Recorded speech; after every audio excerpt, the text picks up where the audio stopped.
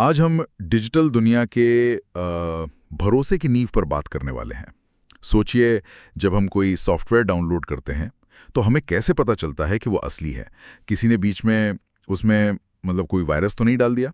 या जब हम किसी वेबसाइट पर पासवर्ड बनाते हैं तो हम उस वेबसाइट पर कैसे भरोसा करें कि वो हमारा पासवर्ड सुरक्षित रखेगी? ये बहुत जरूरी सवाल है। हाँ। और इन सभी सवालों का जवाब एक ही बहुत स्मार्ट गणितीय तरकीब में छिपा है। हैशिंग। हैशिंग? हाँ, ये एक ऐसा शब्द है जो अक्सर सुनने में आता है, हाँ। पर शायद हम इसकी असली ताकत को नहीं समझते। बिल्कुल। और आज का हमारा मिशन यही है। हमारे पास एक सोर्स है जो इस जटिल विषय को बहुत ही सरल तरीके से समझाता है।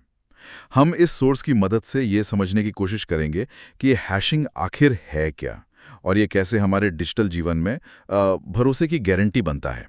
तो चलिए शुरू करते हैं। सोर्स में एक बड़ी मजेदार तुलना की गई है मिक्सर ग्राइंडर की। हाँ, ये समझने के लिए एक बेहतरीन शुरुआती बिंदु है। जैसे आप मिक्सर में फल डालते हैं और उसका जूस बनाते हैं। हाँ। तो आप जूस से वापस फल तो नहीं बना सकते। नहीं, बिल्कुल नहीं। ये एक वन वे स्ट्रीट है। हैशिंग भी कुछ ऐसी ही है। तो चलिए इस डिजिटल मिक्सर ग्राइंडर की गहराई में उतरते हैं। सबसे पहले अगर हम इसे तकनीकी रूप से परिभाषित करें तो हैशिंग है क्या? हैशिंग एक ऐसी प्रक्रिया है जिसमें आप किसी भी तरह के डिजिटल डेटा, कोई भी डेटा, हाँ, चाहे वो एक शब्द हो, एक पूरी फिल्म की फाइल हो या कोई डॉक्यूमेंट हो, आप उसे एक गणितीय एल्गोरिदम से गुजारते हैं। ओके। और वो एल्गोरिदम उस डेटा को एक फिक्स लेंथ की, यानी एक निश्चित लंबाई वाली अल्फा न्यूमेरिक स्ट्रिंग में बदल देता है। अल्फा न्यूमेरिक स्ट्रिंग जिसमें अक्षर और नंबर दोनों होते हैं। बिल्कुल। और इस आउटपुट को हैश वैल्यू या सिर्फ हैश कहते हैं। तो ये एक तरह का डिजिटल फिंगरप्रिंट हुआ। बिल्कुल, आप इसे डेटा का डिजिटल फिंगरप्रिंट ही समझिए। जैसे हर इंसान का फिंगरप्रिंट यूनिक होता है, हाँ। वैसे ही हर फाइल का हैश भी यूनिक होता है। ओके। और जैसे आप किसी के फिंगरप्रिंट से उसे पहचान तो सकते हैं, पर उस फिंगरप्रिंट से उस इंसान को दोबारा नहीं बना सकते। सही बात है। वैसे ही आप हैश से डेटा को वेरीफाई तो कर सकते हैं, पर उसे रिवर्स करके ओरिजिनल डेटा हासिल नहीं कर सकते। यहीं पर मुझे एक बात थोड़ी कंफ्यूज करती है। आपने कहा फिक्स्ड लेंथ, अगर मैं नमस्ते शब्द का हैश निकालूं या फिर 10 GB की एक मूवी फाइल का, दोनों का हैश एक ही लंबाई का होगा? हाँ, बिल्कुल एक ही लंबाई का। ये कैसे मुमकिन है? ऐसा नहीं लगता कि इसमें बहुत सारी इंफॉर्मेशन लॉस्ट हो जाती है? ये एक बहुत ही आम सवाल है और बहुत अच्छा सवाल है। यहाँ ये समझना जरूरी है कि हैशिंग का मकसद डेटा को कंप्रेस करना या उसकी इंफॉर्मेशन को सहेजना नहीं है। अच्छा। इसका एकमात्र मकसद उस डेटा के लिए एक यूनिक आइडेंटिफायर बनाना है। वो फिक्स्ड लेंथ इसलिए जरूरी है ताकि सिस्टम के लिए इन फिंगरप्रिंट्स को स्टोर करना, मैनेज करना और तुलना करना आसान हो जाए, चाहे ओरिजिनल फाइल कितनी भी बड़ी या छोटी क्यों ना हो। अच्छा, तो ये एफिशिएंसी के लिए है। ठीक है। अब दूसरी खासियत पर आते हैं जो हमने अभी छुई। ये वन वे प्रोसेस है। अपरिवर्तनीय। हाँ, अपरिवर्तनीय। सुनने में तो अच्छा लगता है, पर इसका असली दुनिया में क्या फायदा है? इसका सबसे बड़ा फायदा है पासवर्ड सुरक्षा में। चलिए इसे एक उदाहरण से समझते हैं। ठीक है। जब आप किसी वेबसाइट पर अपना पासवर्ड, मान लीजिए dog123 सेट करती हैं, हाँ। तो एक अच्छी वेबसाइट कभी भी आपके डेटाबेस में dog123 को ऐसे ही स्टोर नहीं करेगी। क्या? तो फिर वो मेरा पासवर्ड कैसे याद रखती है? वो dog123 का हैश बनाकर अपने डेटाबेस में स्टोर करती है। अच्छा। मान लीजिए उसका हैश है ABCAT4XYZ जैसा कुछ। अब अगर कभी उस वेबसाइट का डेटाबेस हैक भी हो जाता है, तो हैकर को आपका पासवर्ड नहीं मिलेगा, उसे सिर्फ ये हैश वैल्यू मिलेगी। और क्योंकि ये एक वन वे प्रोसेस है, वो इस हैश से वापस dog123 नहीं बना सकता। वाह! तो अगली बार जब मैं लॉगिन करता हूं तो सिस्टम मेरे डाले हुए पासवर्ड का फिर से हैश बनाता है। बिल्कुल। और उसे डेटाबेस में रखे हैश से मैच करता है। अगर मैच हो गया तो दरवाजा खुल गया। एग्जैक्टली, ये हैशिंग की वन वे प्रॉपर्टी का सबसे शक्तिशाली उपयोग है। हैकर को आपका पासवर्ड मिले बिना भी वेबसाइट आपकी पहचान कर सकती है। ये तो सिक्योरिटी की एक बहुत मजबूत दीवार है। बिल्कुल। समझ गया। फिक्स लेंथ, वन वे, और तीसरी और शायद सबसे महत्वपूर्ण विशेषता है इसकी अद्वितीयता, यानी यूनिकनेस। सोर्स कहता है कि किन्हीं दो अलग अलग फाइलों का हैश कभी एक जैसा नहीं हो सकता। हाँ, और ये अद्वितीयता बहुत संवेदनशील है। इसे एवलांच इफेक्ट या हिमस्खलन प्रभाव कहते हैं। Avalanche effect? हाँ, इसका मतलब है कि अगर आप ओरिजिनल डेटा में जरा सा भी बदलाव करते हैं, कितना जरा सा? एक अक्षर, एक कॉमा या सिर्फ एक पिक्सल का रंग, तो जो नया हैश बनेगा वो पुराने वाले से थोड़ा बहुत अलग नहीं होगा, बल्कि पूरी तरह से पहचानने लायक न हो ऐसा अलग होगा। मतलब अगर मेरे पास हेलो वर्ल्ड का हैश है और मैं उसे बदलकर हेलो वर्ल्ड कर दूं, सिर्फ एच को छोटा एच कर दूं, तो हैश पूरी तरह बदल जाएगा? पूरी तरह से, बिल्कुल। एक नया अनरिकग्नाइजेबल हैश बन जाएगा। अच्छा। यही एवलांच इफेक्ट इसे इतना मजबूत बनाता है। इसी वजह से हम इसका इस्तेमाल फाइल की इंटेग्रिटी यानी अखंडता को जांचने के लिए करते हैं। जैसे सॉफ्टवेयर डाउनलोड वाला उदाहरण। हाँ, बिल्कुल। जब आप कोई सॉफ्टवेयर डाउनलोड करते हैं तो वेबसाइट आपको एक हैश वैल्यू देती है।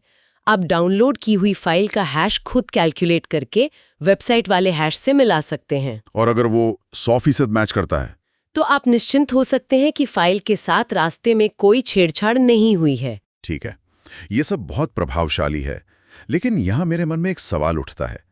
दुनिया में मतलब अनगिनत फाइलें बनाई जा सकती हैं, पर हैश की लंबाई तो फिक्स्ड है। हाँ, तो गणितीय रूप से क्या ये संभव नहीं है कि कभी ना कभी दो अलग अलग फाइलों का एक ही फिंगरप्रिंट मतलब एक ही हैश बन जाए? बेहतरीन सवाल। आप सीधे उस समस्या पर आ गए हैं जो क्रिप्टोग्राफी की दुनिया में एक बहुत बड़ी चुनौती है। अच्छा। इस घटना को टकराव या कुलेहन कहते हैं। और हाँ, सैद्धांतिक रूप से ये संभव है। इसे पिजन हॉल प्रिंसिपल की तरह समझिए। ओके। अगर आपके पास 100 कबूतर हैं लेकिन सिर्फ 99 खाने, तो कम से कम एक खाने में 2 कबूतर जरूर होंगे। तो फिर तो ये पूरा सिस्टम ही बेकार हो गया। अगर एक खतरनाक वायरस वाली फाइल और एक असली सॉफ्टवेयर का हैश एक ही हो सकता है, तो फिर भरोसे का क्या? यहीं पर एल्गोरिदम की भूमिका आती है। अच्छा, वो गणितीय रेसिपी। हाँ, वो रेसिपी जो हैश बनाती है। और अलग-अलग रेसिपीज की ताकत अलग-अलग होती है। पुराने एल्गोरिदम जैसे MD5, मैसेज डाइजेस्ट 5? हाँ, उसमें कलिजन्स खोजना अब संभव हो गया है। मतलब आज के कंप्यूटरों की मदद से 2 ऐसी फाइलें बनाना संभव है जिनका MD5 हैश एक ही हो। तो MD5 अब सुरक्षित नहीं है? बिल्कुल नहीं। इसीलिए अब उसे इस्तेमाल नहीं करना चाहिए। अच्छा, तो ये एक तरह की दौड़ है। हम बेहतर और मजबूत एल्गोरिथम बनाते रहते हैं, जैसे SHA-1, SHA-256, ये नाम मैंने सुने। बिल्कुल। SHA का मतलब है सिक्योर हैश एल्गोरिदम। MD5 और SHA-1 में कमजोरियां मिलने के बाद अब SHA-256 और SHA-512 जैसे एल्गोरिदम स्टैंडर्ड माने जाते हैं। और ये कितने मजबूत हैं? इनके लिए कलिजन खोजना आज की टेक्नोलॉजी के लिए लगभग असंभव है। लगभग असंभव? लगभग असंभव से मेरा मतलब है कि आपको ब्रह्मांड की उम्र से भी ज्यादा समय लग जाएगा एक कलिजन ढूंढने में। वाह! तो जब कोई वेबसाइट मुझे हैश वैल्यू देती है, तो ये बताना भी जरूरी है कि उन्होंने कौन सा एल्गोरिदम इस्तेमाल किया है? ये बेहद जरूरी है, क्योंकि एक ही फाइल का MD5 हैश, SHA-1 हैश और SHA-256 हैश तीनों बिल्कुल अलग-अलग होंगे। हाँ। अगर मैं आपको एक फाइल और उसका SHA-256 हैश देती हूँ, तो आपको भी उसे SHA-256 से ही वेरीफाई करना होगा। अगर मैंने गलती से MD5 इस्तेमाल कर लिया तो आपका हैश मैच नहीं करेगा और आप सोचेंगे कि फाइल करप्टेड है, जबकि असल में बस वेरिफिकेशन का तरीका गलत था। हैश वैल्यू हमेशा अपने एल्गोरिदम के साथ आती है। ठीक है, तो अगर मैं इस पूरी प्रक्रिया को एक आम यूजर के नजरिए से देखूं, मान लीजिए मुझे एक ओपन सोर्स सॉफ्टवेयर जैसे GIMP डाउनलोड करना है। मैंने वेबसाइट से इंस्टॉलर फाइल डाउनलोड कर ली, अब मैं कैसे पक्का करूं कि ये असली है? बहुत अच्छा प्रैक्टिकल उदाहरण है। प्रोसेस कुछ ऐसा होगा। पहला, GIMP की ऑफिशियल वेबसाइट पर डाउनलोड लिंक के पास आपको एक हैश वैल्यू दी गई होगी और उसके साथ एल्गोरिदम का नाम भी होगा, जैसे SHA-256। हाँ। दूसरा, आप उस हैश स्ट्रिंग को कॉपी कर लीजिए। तीसरा, अब आपने जो फाइल डाउनलोड की है, आपको उस पर हैश कैलकुलेटर चलाना होगा। विंडोज, मैक, लिनक्स तीनों के लिए कई फ्री टूल्स आते हैं। ओके, तो मैं वो टूल चलाऊंगा? हाँ। चौथा, आप उस टूल को अपनी डाउनलोड की हुई फाइल देंगे और उसे बताएंगे कि आपको SHA-256 हैश चाहिए। कुछ ही सेकंड में वो टूल आपको एक हैश वैल्यू देगा। और 5वां स्टेप है मिलान करना। बिल्कुल। आप इस नई वैल्यू की तुलना वेबसाइट से कॉपी की गई वैल्यू से करें। अगर वो अक्षर दर अक्षर, केस सेंसिटिव, बिल्कुल एक जैसी है, तो आप 100% निश्चित हो सकते हैं कि आपके पास वही फाइल है जो डेवलपर ने अपलोड की थी। ये तो बहुत शक्तिशाली है। ये सिर्फ सॉफ्टवेयर के लिए ही नहीं बल्कि मतलब किसी भी तरह के डिजिटल समझौते, कानूनी दस्तावेजों या सबूतों के लिए भी इस्तेमाल किया जा सकता है। हाँ, ये सुनिश्चित करने के लिए कि उनके साथ कोई छेड़छाड़ नहीं हुई है। सही। आपने बिल्कुल सही पकड़ा। ब्लॉकचेन टेक्नोलॉजी, जो क्रिप्टोकरेंसी जैसे बिटकॉइन का आधार है, हाँ, ब्लॉकचेन, वो भी इसी पर बहुत ज्यादा निर्भर करती है। हर ट्रांजैक्शन का एक ब्लॉक बनता है और उस ब्लॉक का हैश अगले ब्लॉक में शामिल होता है, जिससे एक ऐसी चेन बनती है जिसे बदलना लगभग नामुमकिन है। भरोसे की एक गणितीय श्रृंखला। बिल्कुल। तो आज हमने हैशिंग के पीछे के रहस्य को समझा। ये सिर्फ एक तकनीकी शब्द नहीं है, ये डिजिटल विश्वास की नींव है।